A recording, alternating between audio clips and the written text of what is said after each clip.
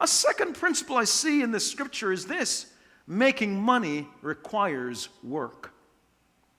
I didn't say making money requires a job. That's true, but making money requires work. There's some people that have a job and they don't really do a good job at their job. I'm not trying to be slick or clever. I'm just simply saying there are a lot of people that are lazy. There are a lot of people that don't work to their maximum potential. Why? Because they think that when I get something that's mine, all mine, then I'll really maximize my potential. It never works that way. The scripture says, if you're not faithful in that which is another man's, who will give you your own? So let's look at the focus. The focus is making money requires work. Look at verse 16. The man who had received the 5 talents went at once and put his money to work and gained 5 more. Let's stop right there. Making money requires work. What do I mean by that? The guys with the 5 talents, the guys with the 2 talents, what did they do? They had an idea already as to what to do if they were ever extended money or given money or entrusted with wealth. They had a plan before they received the money. Question: do you have a plan if someone, I remember I told you that person next to you is rather generous. Before you leave this room today, they may give you a bank check for $10 million. Look at them right now. Smile at them so they won't give it to the person on the opposite side. They'll give it to you.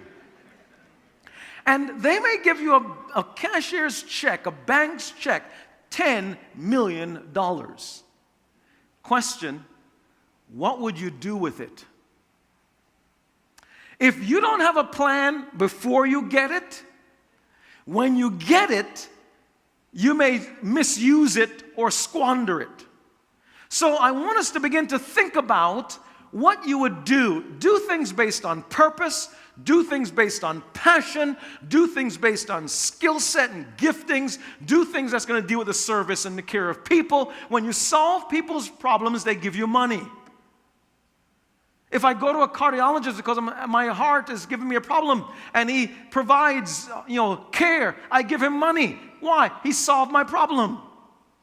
I go to ShopRite, I buy something, they solve my problem, I give them money. I was hungry, they gave me food, and I gave them exchange money. And so I want you to see, people give you money when you solve their problems. And so you need to know in what way has God wired you and what sets of problems have God given you passion to solve. And design your life around solving those kinds of problems because it comes easy and natural to you, and God's wired you with that kind of internal mechanism so you can be able to solve the problems of others. But it takes work to be able to make money. You know how many people I've heard say to me things like, I want to write a book.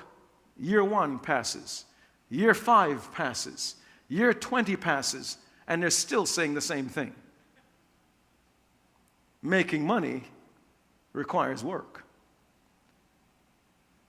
Lots of people sit in their homes and they get angry at people that have money because they want money, but they don't want to do the work. One kid in college, do you know how he paid for college? His parents did not have the money. He went around in his community because there was a major problem with geese. Geese leave remnants to show that they were around. And it's quite nasty. This kid created his own pooper-scooper business going around the community asking people if they wanted him to clean up the geese droppings in their yards. And they did that. When he solved their problems, they paid money. And he paid for college by cleaning up mess. Don't you tell me there's no money in mess. There's money in mess. But you have to realize making money requires work.